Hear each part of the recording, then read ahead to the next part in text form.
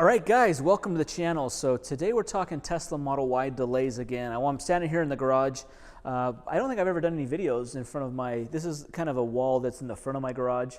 I have my RC cars here. These are all nitro-powered ones. These are all my electric ones. They're all, except this one here, they're all HPI branded ones. So we don't use them a whole lot, but they make really cool wall decorations in the garage.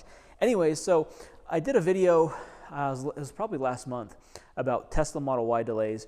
So I ordered a Tesla Model Y in August 2021. It's now the middle of March 15th, 2022. And like I said in my last video, my Tesla Model Y just keeps getting pushed out and pushed out and pushed out. What seems odd is they keep giving me a range. Like, for example, in February, they gave me a range of from like March 2nd to March 30th. And then the range slowly narrowed down as we got closer in March. Like, for example, last week, my range was March 14th through March 25th. I'm like, oh, that's a pretty narrow range. They really have it narrowed down to when I'm going to get my car.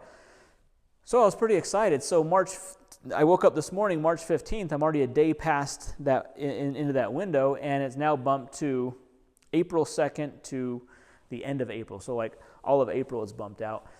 And I thought it's interesting because after that last video, I've gotten a lot of comments from people who've had the same frustrating experience that I've had with Tesla, in that they've ordered a car like last year and now they're getting bumped out, and now their delivery window is going to be almost a year from when they ordered it, which I think is crazy that they're almost a year wait to get these cars pumped out. Now, I'm giving Tesla a lot of slack. I'm being very patient with them. I'm not throwing a fit. I know the car is going to be great.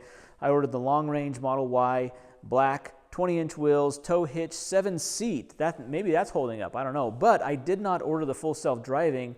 And right now, when you go into the Tesla configurator and you configure a Model 3 or a Y with full self-driving option, which is now a $12,000 option, you're going to get it sooner than if you do not choose that. So I didn't choose full self-driving. I don't see the value in it. I really don't. I don't see the value in it. Well, I still have the option to add it for $10,000. Back when I ordered it, it was $10,000. I can still add that on.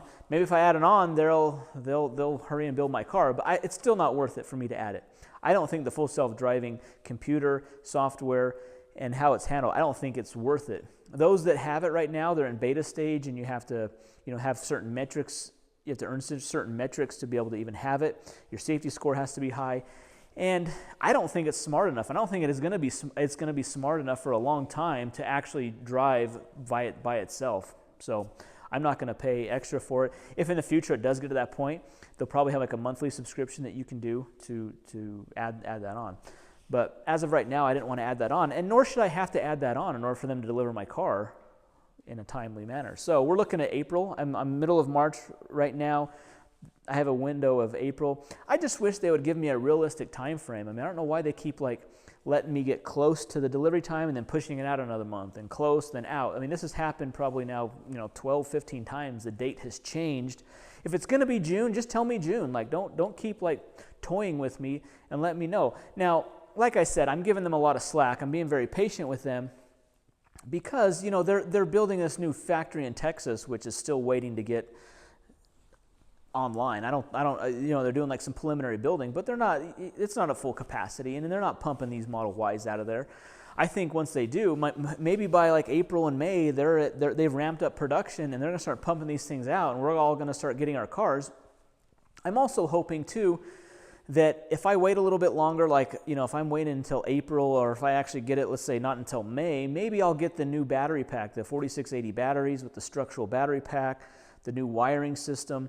Maybe there'll be some upgrades, an upgraded platform that's worth waiting for. I'd probably rather wait and get the new battery pack, the 4680 battery packs, instead of getting the current or the older version, the 2170s.